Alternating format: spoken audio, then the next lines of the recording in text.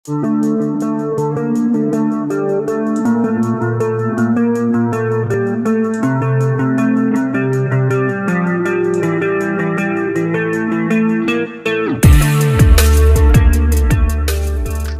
ini tampak ada sebuah tangan dari seseorang yang mencoba untuk mengambil giok dari tangan Cui.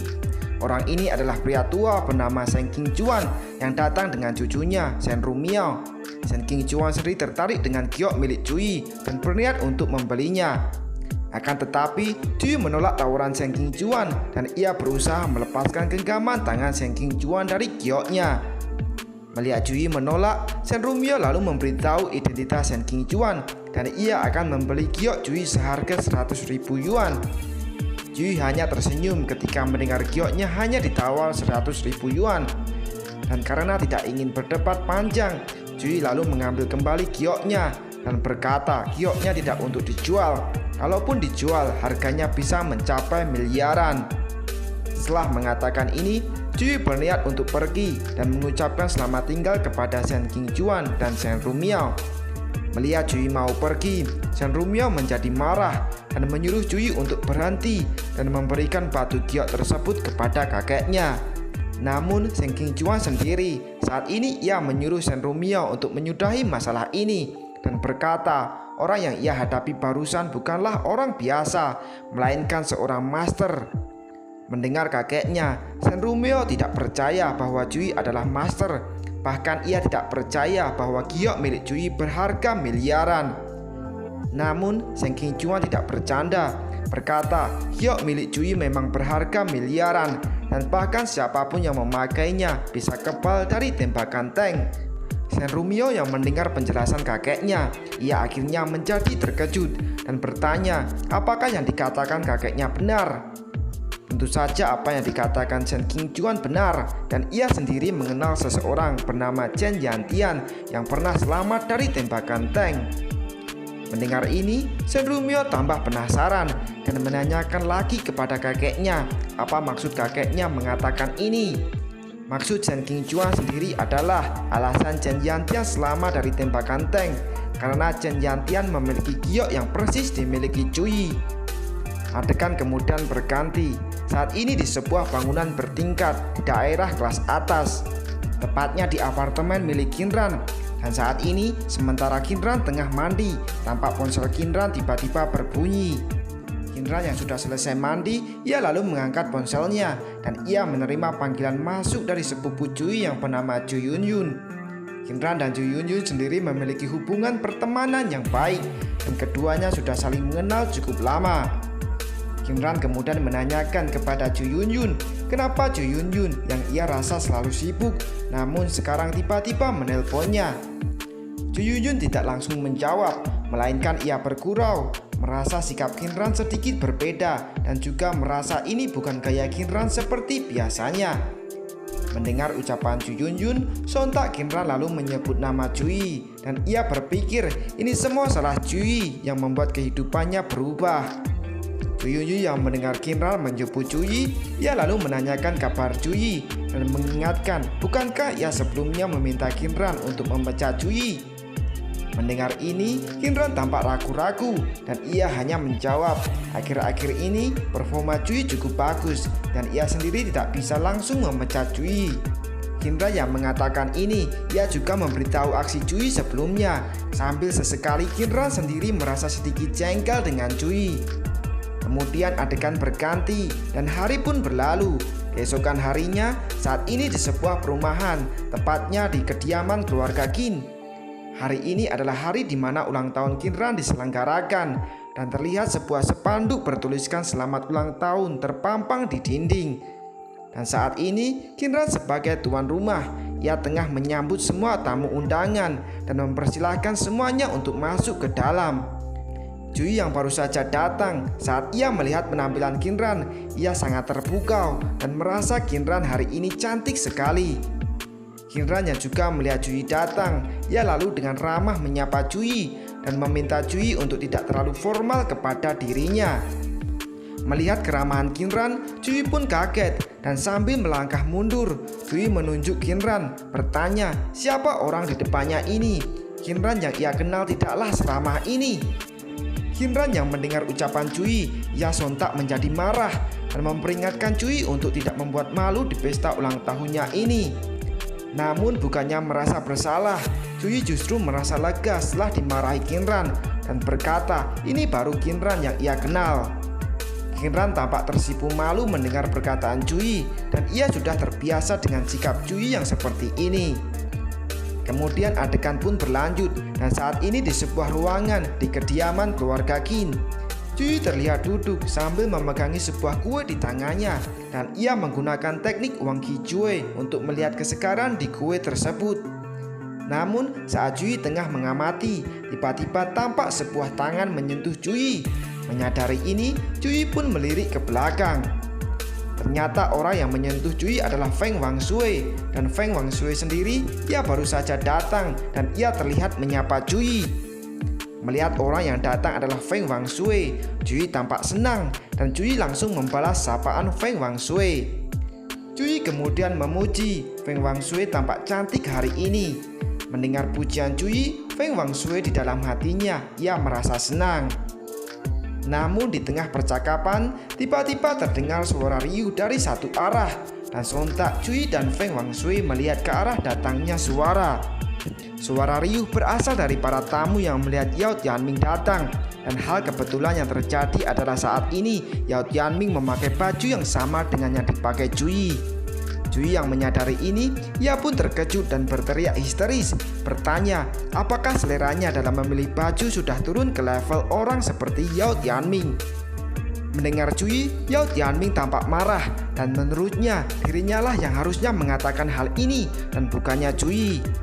Namun sebelum Yao Tianming bisa melampiaskan kemarahannya, tiba-tiba ada seseorang yang datang. Menyadari ini, Yao Tianming melirik ke belakang. Orang yang datang adalah seorang pria parubaya yang juga merupakan ayah dari Qinran dan ia bernama Qin Huaseng.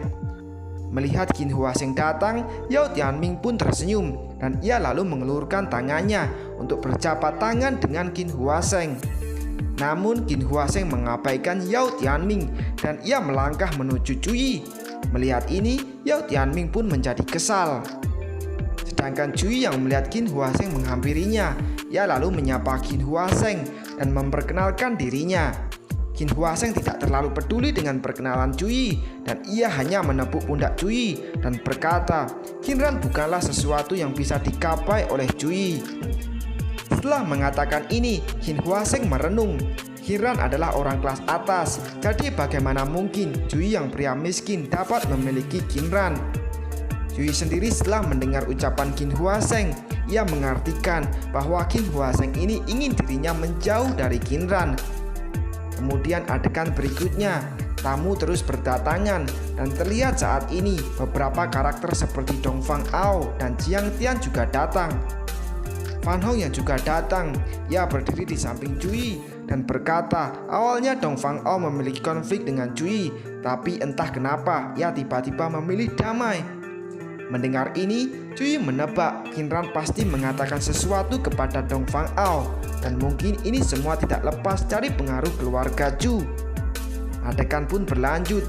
Karena semua tamu sudah datang, Qin Huaseng akhirnya mengumumkan untuk segera memulai pesta ulang tahun Qinran. Semua tamu terlihat bersorak gembira merayakan ulang tahun Qinran dan Qinran sendiri ia tampak senang dengan pesta ulang tahun ini. Sedangkan di sisi lain, Cui memandang berbeda. Ia merasa pesta ulang tahun ini bukan untuk Qinran, melainkan hanya untuk pertukaran keuntungan. Namun saat ini di tengah pesta, tiba-tiba terdengar suara seseorang yang datang. Menyadari ini, Qin Huaseng dan Qinran menoleh ke arah datangnya suara. Orang yang datang adalah paman Qinran yang bernama Kuke. Kuke sendiri, ia adalah seorang mafia dari kota Jinlin. Qin Huaseng yang melihat kedatangan Kuke, ia tampak tidak senang dan bertanya, kenapa Kuke datang ke sini? Bukankah ia tidak mengundang Kuke? Mendengar pertanyaan Qin Huaseng, Yao Tianming menjawab, dirinya lah yang sebenarnya mengundang Kuke ke pesta ulang tahun Qinran. Kuke tidak peduli jika ia diundang atau tidak. Ia hanya berkata, Qinran adalah keponakannya dan anak dari saudarinya, jadi wajar jika ia datang. Di sisi lain, saat ini Cui tiba-tiba tampak terkejut dengan apa yang ia lihat. Cui sendiri terkejut bukan karena Kuke, melainkan karena pria yang datang bersama Kuke. Dan ia melihat pria tersebut juga merupakan seorang master.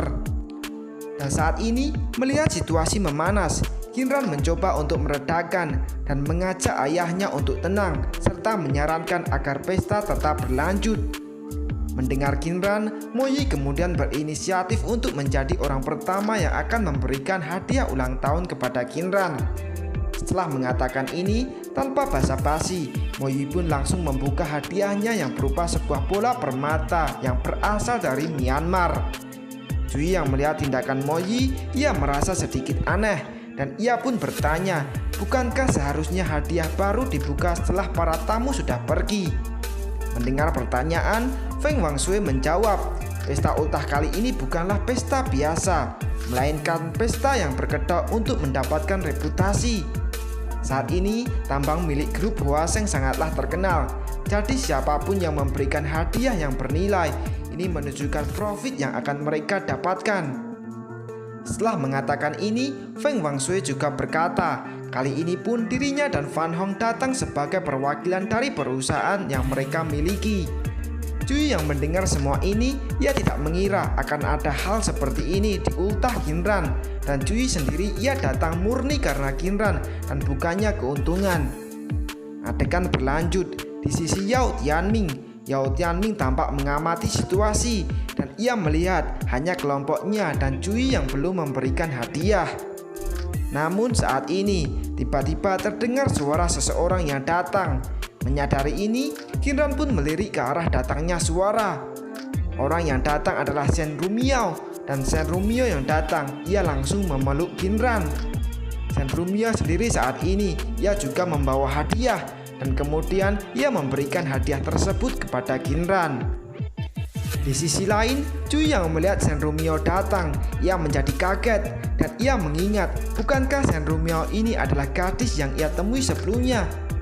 Sedangkan Yao Tianming yang juga melihat Shen Rumiao, ia tampak penasaran dan menanyakan siapakah Shen Rumiao ini.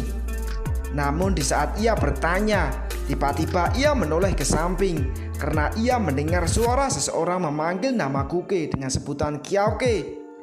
Mendengar ini, sontak Kuke menjadi marah dan ia ingin mencari tahu siapa yang berani memanggil namanya dengan sebutan Kiaoke. Akan tetapi, setelah Kuke tahu yang datang adalah Shen Qingchuan, ia pun terkejut dan panik karena ia sendiri tahu siapa sebenarnya Shen Qingchuan ini. Sedangkan Yao Tianming dan lainnya ketika melihat Shen Qingchuan datang, mereka juga terkejut dan tidak mengira tokoh legendaris seperti Shen Qingchuan akan datang ke sini. Melihat keterkejutan semua tamu, Shen Qingchuan yang sudah duduk, ia lalu berkata, ia kesini hanya untuk menemani cucunya datang ke pesta ulang tahun Kinran. Kedatangan Shen Qingchuan kali ini juga membuat semua tamu menyadari bahwa keluarga Qin bukanlah keluarga sembarangan. Dong Fang'ao dan Jiang Tian juga memiliki pemikiran yang sama dengan semua tamu, dan keduanya hanya bisa tersenyum masa memikirkan ini. Dan karena tidak ingin berlama-lama, kemudian keduanya pun menunjukkan hadiahnya masing-masing. Dong Fang'ao memberi Wang Qizi, sedangkan Jiang Tian memberi Tang Bohu. Melihat hadiah keduanya, Shen Qingchuan tampak tertawa dan memuji anak muda seperti keduanya mampu mengeluarkan hadiah semacam ini. Dan kemudian setelah Dong Fang'ao dan Jiang Tian memberikan hadiah mereka, selanjutnya adalah giliran Yao Tianming untuk memberikan hadiah. Yao Tianming lalu menghampiri Kinran dan ia membawa sebuah kotak di tangannya dan berkata hadiahnya adalah sesuatu yang dapat melindungi hidup Kinran. Setelah mengatakan ini, Yao Tianming tanpa basa-basi, ia langsung membuka kotak hadiah dan di dalam kotak tersebut terdapat sebuah fulu. Melihat ini, semua tamu tampak bingung dan mereka bertanya apakah fulu ini memang bisa melindungi hidup Kinran. Namun kali ini Shen Qingchuan sendiri saat ia melihat hadiah dari Yao Tianming, ia menjadi girang dan ia tahu kehebatan dari fulu ini. Yao Tianming tampak tersenyum mendengar Shen Qingchuan dan ia berkata ia sendiri pun dengan susah payah mendapatkan fulu ini. Shen Qingchuan kemudian menyarankan Qinran untuk menerima Fu Lu ini karena menurutnya Fu Lu ini mampu melindungi diri dari tembakan peluru. Mendengar penjelasan Shen Qingchuan, sontak semua tamu tampak terkejut dan mereka semua menaksir berapa besar nilai dari Fu Lu pemberian Yao Tianming ini. Di sisi lain, Feng Wangshui juga ikut terkejut mendengar kehebatan Fu Lu ini. Sedangkan Cui yang ada di samping, ia masih tampak tenang dan tidak terkejut sama sekali. Dan saat ini Kuke yang mendengar diskusi dari para tamu, ia lalu memberitahu harga Fu Lu ini dan berkata Fu Lu ini bisa mencapai harga 10 juta yuan.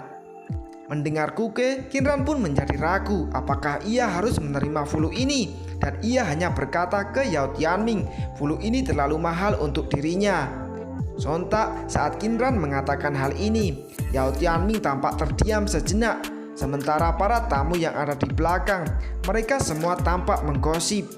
Namun Yao Tianming tidak berniat untuk menyerah sampai di sini, dan ia kemudian berlutut di depan Qinran. Qinran pun menjadi gugup mendapat perlakuan seperti ini, dan ia hanya bisa terdiam tanpa kata. Dan selanjutnya Yao Tianming yang berlutut. Ia lalu mengatakan keinginannya untuk melamar Qinran menggunakan Fu Lu yang ia miliki sebagai mahar. Namun sebelum Yao Tianming menyelesaikan ucapannya, tiba-tiba terdengar suara yang mengganggu Yao Tianming melamar Qinran. Suara ini berasal dari Cui, yang saat ini Cui tampak menyeringai dari belakang Yao Tianming. Menyadari ini, Yao Tianming pun menjadi marah. Akan tetapi, Cui tidak peduli dengan kemarahan Yao Tianming, dan terlihat tangan Cui kemudian mengambil Fu Lu milik Yao Tianming. Cui lalu mengejek Yao Tianming dan bertanya, apakah Yao Tianming sungguh ingin melamar Qinran hanya menggunakan selembar kertas ini? Setelah mengatakan ini, Cui pun membuang Fu Lu tersebut dan ia kemudian berjalan ke arah Qinran, dan kali ini gilirannya yang akan memberikan hadiah. Yao Tianming tampak marah melihat sikap Cui, dan ia sendiri ingin tahu hadiah apa yang akan Cui berikan, apakah lebih baik dari hadiahnya. Adegan pun berlanjut. Cui saat ini mengeluarkan gioknya dan berkata, giok ini ia beli dari stand murah dan giok ini lebih baik dari Fu Lu Yao Tianming. Qinran pun tampak ragu menerima hadiah giok dari Cui, dan Qinran hanya bisa terdiam tanpa kata. Sedangkan semua tamu yang melihat Cui hanya memberikan giok, mereka semua tertawa dan menganggap Cui sedang bercanda. Yao Tianming juga ikut tertawa melihat ini, dan awalnya ia yang mengira Cui akan memberi hadiah berharga, tapi tak disangka hadiah Cui hanya giok biasa. Namun saat ini Shen Qingchuan tampak marah, dan sambil menunjuk Cui, ia menanyakan bagaimana bisa Cui melakukan hal ini. Melihat kemarahan Shen Qingchuan, Yao Tianming berpikir Shen Qingchuan marah karena ia melihat Cui memberikan hadiah murahan. Tetapi tidak seperti yang dipikirkan Yao Tianming. Shen Qingchuan marah bukan karena ini, melainkan ia ingin membeli giok milik Cui, tapi malah diberikan ke Qinran. Menyadari maksud ucapan Shen Qingchuan, sontak Yao Tianming dan lainnya, mereka semua tampak merongos mengetahui fakta yang ada. Kuke yang juga menyadari ini, ia jadi bingung dan bertanya, apa yang spesial dari giok milik Cui? Bukankah giok tersebut hanyalah giok biasa? Mendengar pertanyaan Kuke, Shen Qingchuan hanya merespon dengan bentakan dan menjawab ini bukanlah urusan Kuke.